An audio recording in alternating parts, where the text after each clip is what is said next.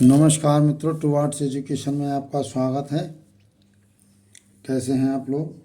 आशा है आप लोग अच्छे होंगे और आपकी पढ़ाई अच्छी चल रही होगी। और टीजीटी पीजीटी की तैयारी के बारे में, एग्ज़ाम अभी बहुत लंबे हैं, तब तक आपका सिलेबस भी पूरा कोशिश करूँगा कराने की।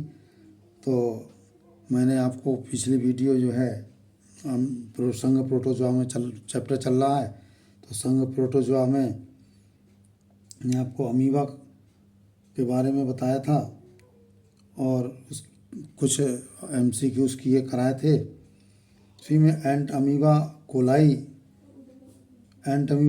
भी एक है, एंट अमीबा कोलाई। तो ये जो है एंट अमीबा कोलाई, एंट अमीबा कोलाई, इसके ट्रोफोजोइट्स होते हैं जो लगभग 50% लोगों की कॉलन में पाए जाते हैं। इसका जो डायग्राम होता है वो लगभग इस तरह से, इसका डायग्राम आता है इस तरह से। इसमें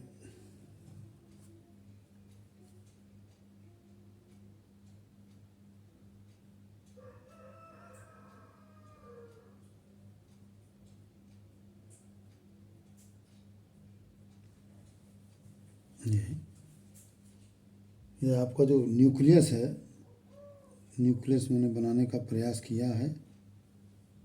और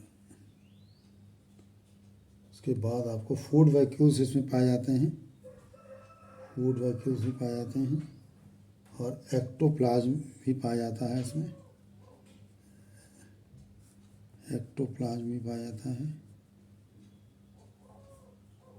और आपको एंडोप्लाज्म, ये आपका एंडोप्लाज्म है, एंडोप्लाज्म। और ये बाहर की ओर होता है एक्टोप्लाज्म।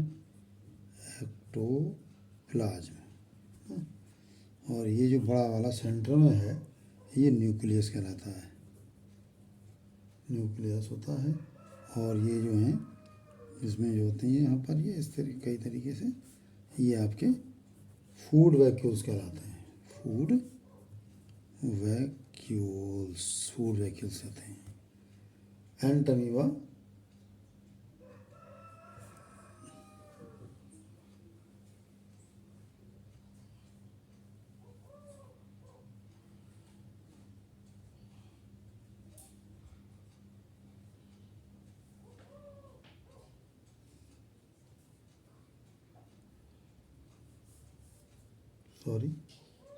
ये आपको जिंजीवैलिस एंट अमीबा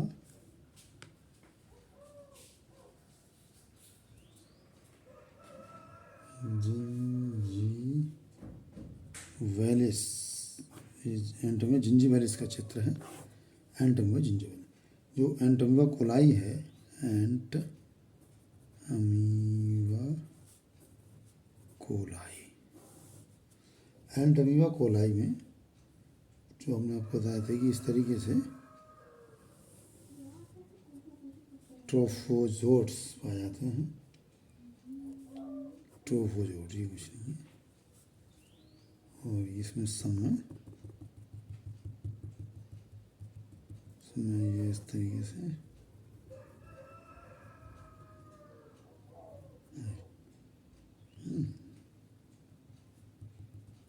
इस तरीके से ये एक इसमें न्यूक्लियस होता है, न्यूक्लियस। और वही फूड वैक्यूल्स पाए जाते हैं, फूड वैक्यूल्स है ना। और ग्लाइकोजन वैक्यूल्स होते हैं इसमें, कुछ फूड वैक्यूल्स लगे हुए इस तरह से ऐसे। ये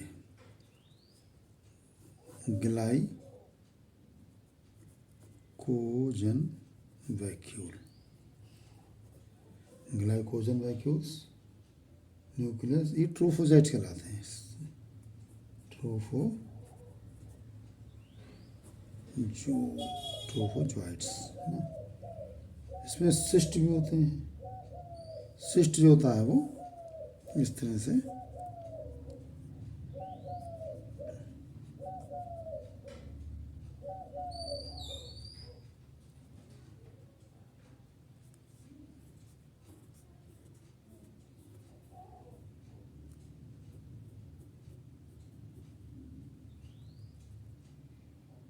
क्रोमेटेड बॉडीज, ये जो होती हैं, ये दिखाई दे रहे हैं, ये होती हैं क्रोमेटेड बॉडी है ना। बॉडीज कर लो, बॉडीज बहुत सारी, और ये इसमें कई न्यूक्लियाई कई पाए जाते हैं। ये न्यूक्लियाई होते हैं, न्यूक्लियाई है ना। और क्रोमेटेड बॉडीज, न्यूक्लियाई, ये सिस्ट कहलाता है। क्या कहलाता है? सिस्ट। एंटमीबा कोलाई, और ये सिस्ट कहलाते हैं। एंटमीबा जिंजिबेलिस, क्या होता है एंटमीबा जिंजिबेलिस में कि एंटमीबा जिंजिबेलिस को ट्रोफोजोइट्स, जो इसके ये ट्रोफोजोइट्स ही हैं जो कुत्तों, बिल्ली, घोड़ों, बंदरों आदि के अतिरिक्त संसार के आधे से भी अधिक मनुष्यों के दांतों की जड़ों में मैल तथा फूले हुए मसूड़ों और टॉन्सिल की पस थैलियों में पाए जाते हैं। टॉन्सिल होते हैं, उसमें होते हैं, या जो मसूड़ों में पस आ जाता है उसमें पाए जाते हैं। ये गोल से और पादाब इनके जो होते हैं प्रायः 2 या 3 छोटे व मोटे होते हैं। कोश का द्रव, ये पादाब इसके पतला होता है, मोटा होता है। इसमें कोश का द्रव साफ, कोश का द्रव ये सब साफ दिख रहा है, कोश का द्रव है, और ये कोश का द्रव है। और एक्टोप्लाज्म बहुत ही रिक्तका युक्त होता है। रिक्तका युक्त मतलब दूर दूर। एंडोप्लाज्म में विभाजित होता है। एक्टोप्लाज्म और एंडोप्लाज्म में ये बटा होता है। एंडोप्लाज्म के में एक केंद्रक और कई खाद्य धानियाँ होती हैं। खाद्य धानियाँ, फूड वैक्यूल्स थे, और एक केंद्रक होता है, और बाकी इस तरह से ये फूड वैक्यूल्स होते हैं। दांतों के मैल के जीवाणु तथा मसूड़ों की रुधिर कोशिकाओं के श्वेत रुधिराणु यानी व्हाइट ब्लड कार्पल्स, WBCs इनका भोजन बनाते हैं, है ना। इनका भोजन ये बनाते हैं। इस जाति के जीवन चक्र में परिकोष्ठित प्रावस्था नहीं होती है, क्योंकि इसमें ट्रोफोजोइट्स एक मनुष्य से दूसरे में चुंबन आदि के जरिए सीधे पहुंच जाते हैं। ये एंटमीबा प्रायः पायरियाग्रस्त लोगों के मुख में अधिक पाया जाता है। जिनमें पायरिया होता है उनको मुंह में ये एंटमीबा जिंजिबेलिस ज़्यादा पाए जाते हैं। संभवतः इसके संक्रमण से पायरिया होता है। पायरिया के संबंध में कहते हैं कि मसूड़ों का ये रोग कई कारणों से होता है। पायरिया रोग होता है, और ये दांतों में पाए जाते हैं, दांतों के मसूड़ों में पाए जाते हैं ये, है ना। तो कई कारणों से हो सकता है। केवल जीवाणु अथवा एक अन्य प्रोटोजोन यानी ट्राइकोमोनास टीनक्स के संक्रमण से भी संभवतः पायरिया हो जाता है। पायरिया के उपचार हेतु कई प्रकार की ऐसी दवाइयाँ बताई गई जाती हैं जिनके कुल्ला यानी गार्गल किए जाते हैं, तथा जिनसे मुख ग्रासन गोयिका की सफाई की जाती है उससे इनका। एंटमीबा कोलाई ये है। इसमें क्या होता है, ये भी ट्रोफोजोइट्स के रूप में होते हैं ना।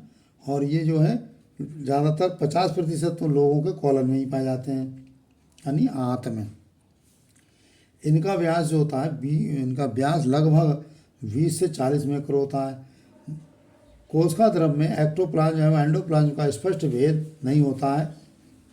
जैसा कि आपको एंटमीबा जिंजिबेलिस में दिखाया था, ये एक्टोप्लाज्म अलग होता है, एंडोप्लाज्म अलग दिखाई देता है। लेकिन एंटमीबा कोलाई में इस तरह से एंडोप्लाज्म एक्टोप्लाज्म कहीं अलग अलग नहीं दिखाई देता है। केंद्रक स्पष्ट होता है। पादाब एक छोटा, मोटा और कड़का में होता है। पादाब एक ही होता है। खाद्य धानियाँ इसमें 2 दिखाए थे, एक तरफ मोटा एक तरफ पतला होता है पादाब। और कोलाई में जो है दोनों होता है, एक ही पादाब होता है। कुछ ग्लाइकोजन से क्या होता है, भरी धानियाँ होती हैं, है ना। ये ट्रोफोजोइट्स आंत की दीवार पर आक्रमण करने के बजाय इसकी गुहा में उपस्थित जीवाणु एवं निरर्थक कणों का भक्षण करते हैं। अतः पोषक को इनसे कोई हानि या लाभ नहीं होता है। ऐसे साचार को सहभोजित यानी कम्युनलिज्म कहते हैं। एंट अमीबा कोलाई को कोष्ठ अष्टकेंद्रकीय 8 न्यूक्लिएट होते हैं, है ना, 8 न्यूक्लिएट होते हैं। इनमें क्रोमेटाइड कार्यों की संख्या कम होती है ना। अब है कि प्रोटोजोआ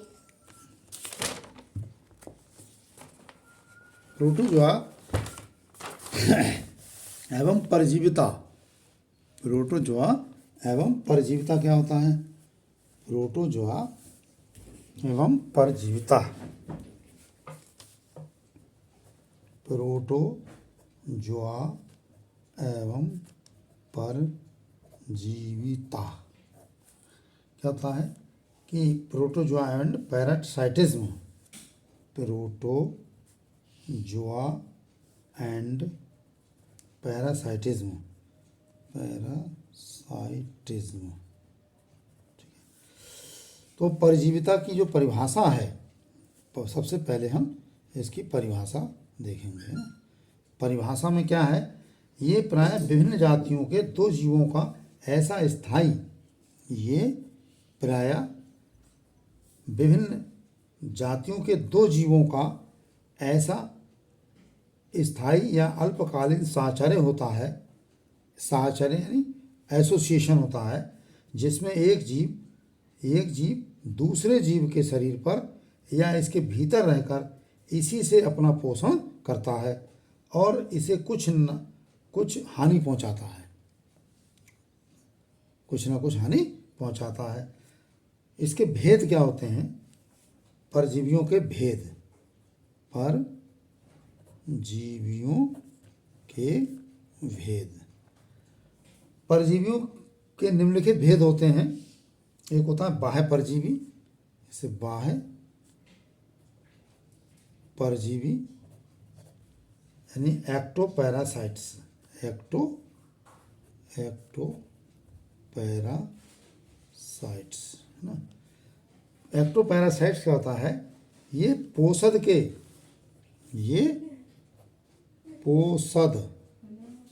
के शरीर पर बाहर रहने वाले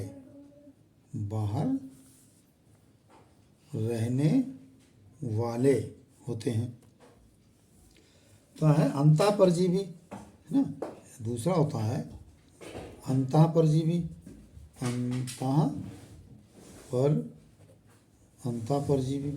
अंतःपरजीवी में एंडोपैरासाइट्स होता है, कहते हैं इसे एंडोपैरासाइट्स। इसमें क्या होता है? पोषद के शरीर के भीतर, है ना। ये क्या होता है? पोषद के शरीर के भीतर कोशिकाओं, ऊतकों या गुहाओं में वास करते हैं और इसी के अनुसार इन्हें क्रमशः साइटोजोइक कोशिकीय यानी विशेष साइटोजोइक या हिस्टोजोइक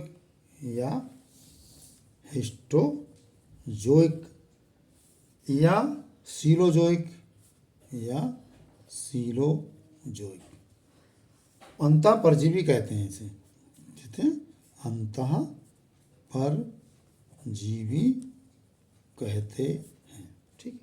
उदाहरण के लिए इसमें एंट अमीबा हिस्टोलिटिका, जैसे उदाहरण के लिए इसमें आ सकता है एंट अमीबा हिस्टोलिटिका, है ना। ट्राइकोमोनास होमिनस, ट्राइकोमोनास कह सकते हैं,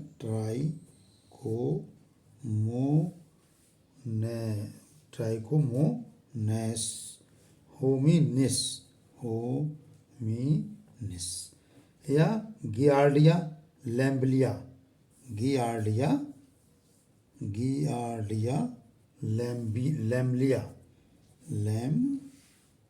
लैम्बलिया है ना। बैलेंटाइडियम कोलाई एक होता है वैलेंटिडियम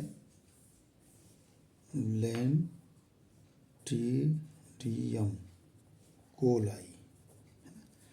ये सब मनुष्य की आंत के महत्वपूर्ण गुहीय प्लाज्मोडियम कोशिकीय या ट्रिपनोसोमा उत्तर के अंतः परजीवी होते हैं। ये सब क्या है? ये सब अंतः परजीवी हैं, अंतः परजीवी हैं ये सब।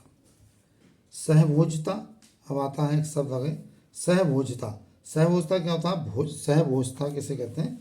कॉमन सेलिज्म। कॉमन सेलिज्म क्या होता है? कॉमन सेलिज्म में भोजन के लिए परस्पर लाभदायक बाहरी साझेदारी करते हैं। ये इसको कॉमन सेलिज्म कहते हैं कि भोजन के लिए परस्पर लाभदायक बाह्य साझेदारी करते हैं। कुछ होता है फैकल्टेटिव यानी विकल्पी। फैकल्टेटिव क्या होता है? इनमें परजीवी और स्वतंत्र दोनों ही प्रकार के व्यतीत करने की क्षमता होती है। देखिए, इनमें परजीवी और स्वतंत्र दोनों ही प्रकार के जीवन व्यतीत करने की क्षमता होती है। ध्यान रखने वाली बात है ये। अविकल्पी यानी ओब्लिगेटरी। ओब्लिगेटरी क्या था? जो केवल परजीवी जीवन के लिए उपयुक्त होते हैं, अतः पोषक की मृत्यु के साथ इनकी भी मृत्यु हो जाती है। ये खास बात है ओब्लिगेटरी की कि जो पोषक होता है अगर उसकी मृत्यु हो गई तो इनकी भी मृत्यु हो जाती है। परमानेंट क्या होता है? परमानेंट से जो जीवन भर परजीवी जीवन व्यतीत करते हैं वो परमानेंट कहलाते हैं। टेम्पररी क्या होता है? जो अपने जीवन वृत्त के कुछ भाग में स्वतंत्र और कुछ परजीवी होते हैं उन्हें टेम्पररी कहते हैं। कुछ होते हैं आरोग्यजनक, नॉन पैथोजेनिक जो पोषक पदार्थ ग्रहण करने के अतिरिक्त इसे कोई हानि नहीं पहुंचाते हैं, उसे नॉन पैथोजेनिक कहते हैं। और जो पैथोजेनिक होते हैं रोगजनक, जो पोषक को रोग उत्पन्न करते हैं उसे पैथोजेनिक कहते हैं। और जो पूरा जीवन व्रत एक ही पोषक में बिताते हैं उसे मोनोजेनेटिक कहते हैं। और जिनका जीवन व्रत दो पोषकों में पूरा होता है, ये एक ही पोषक में लैंगिक एवं अलैंगिक जनन नहीं कर सकते हैं, उसे डाइजेनेटिक कहते हैं। इस तरह से आपके कुछ हैं आपको मनुष्य के रोगजनक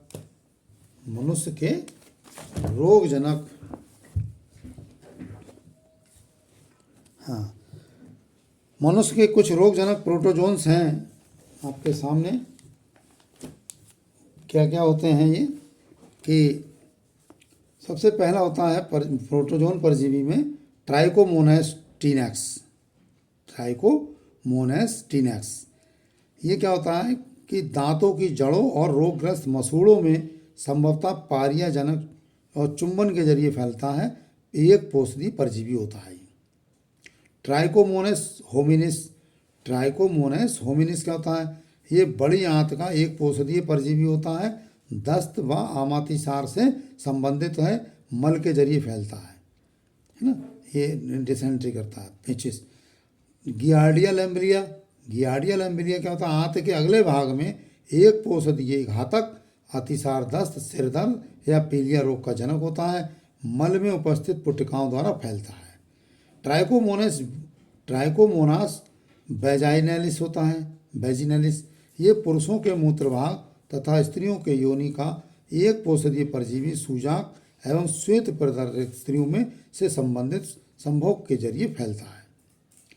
पांचवा लीशमैनिया क्या होता है? रुधिर एवं लसिका कोशिकाओं की दीवार तथा जिगर, फिलिया, अस्थि मज्जा आदि की कोशिकाओं द्वारा और रुधाणुओं के अंतःकोशिकीय परजीवी द्विपोषदीय द्वितीयक वाहक पोषक बालू मक्खी, सैंड फ्लाई यानी विभिन्न जातियों कालाजार तथा त्वचा रोग की जनक होता है। अगला होता है कि ट्रिपनोसोमा जो होता है वो रुधिर, सेरिब्रो स्पाइनल एवं अन्य शरीर द्रव्यों के बाह्य कोशिकीय तथा हृदय पेशियों में केंद्रकीय तंत्र का तंत्र, जनदों आदि के अंतःकोशिकीय परजीवी विभिन्न जातियों घातक निद्रा रोग, सहसाग रोग की जनक होते हैं। और द्वितीय वाहक पोषक सीसी मक्खी का या खटमल, ये इसके पोषक है। अगला एक एंट अमीबा हिस्टोलिटिका, जो बहुत मशहूर है, ये ज़्यादा हम लोग पढ़ते हैं, इसका लाइफ साइकिल भी हमने आपको पढ़ाया। एंट अमीबा हिस्टोलिटिका, एंट अमीबा हिस्टोलिटिका में क्या है, बड़ी आंत के अगले भाग में कोलन एक पोषदीय परजीवी है, ये एक पोषद में रहता है। आमाती सांप या अमीबाइसिस का जनक है। ये संक्रमण प्रावस्था जल में उपस्थित चौकेंद्रीय कोष्ठ है। ये अगला है एंट अमीबा जिंजिबैलिस, जो अभी आपको पढ़ाया था। एंट अमीबा जिंजिबैलिस दांतों की जड़ों एवं मसूड़ों और गलसुओं की पस थैलियों का एक पोषदीय परजीवी है। फायरिया से संबंधित है। संक्रमण सीधे चुंबन द्वारा होता है। ए कोलाई नवा नंबर, अगला है ए कोलाई। ए कोलाई में क्या होता है, कोलन में एक पोषदीय ये भी है, सहभोजी है, रोगजनक नहीं है, रोगजनक नहीं है। संक्रमण प्रावस्था मल में उपस्थित अष्ट केंद्र की कोष्ठ होते हैं। इसमें 8 केंद्रक होते हैं। नेक्स्ट है आइसोस्पोरा, आइसोस्पोरा होमिनिस। ये छोटी आंत की दीवार की कोशिकाओं में अंतःकोश की एक पोषदीय दस्त से संबंधित संक्रमण प्रावस्था स्वरोज ज्वाइंट युक्त ओ एसिस्ट होते हैं। नेक्स्ट है प्लाज्मोडियम। प्लाज्मोडियम क्या होता है, लाल रुद्राणुओं एवं जिगर शुक्राणुओं में अंतःकोश की द्विपोषदीय होता है ये। और द्विपोषदीय वाहक बाह्य पोषण मादा एनाफ्रेज मच्छर और मलेरिया जनक होता है। प्लाज्मोडियम ये एनाफ्रेज मच्छर में पाया जाता है। वैलेंटेरियम, वैलेंटेरियम कोलाई में क्या होता है, आंत के अगले भाग में होता है ये, और एक पोषदीय होता है, आमाती सार जनक होता है और संक्रमण प्रावस्था कोष्ठी होता है। इस तरह से आपका ये मैंने संघ प्रोटोजोआ पूरा करा दिया। नेक्स्ट वीडियो हम आपको इसकी एक MCQs की और देंगे, उसके अगले बार नेक्स्ट चैप्टर शुरू करेंगे। नेक्स्ट चैप्टर जो आएगा वो संघ पोरीफेरा होगा। और इसी के साथ हमें इजाज़त दीजिए। आप लोग लाइक और सब्सक्राइब जरूर करें। Thank you.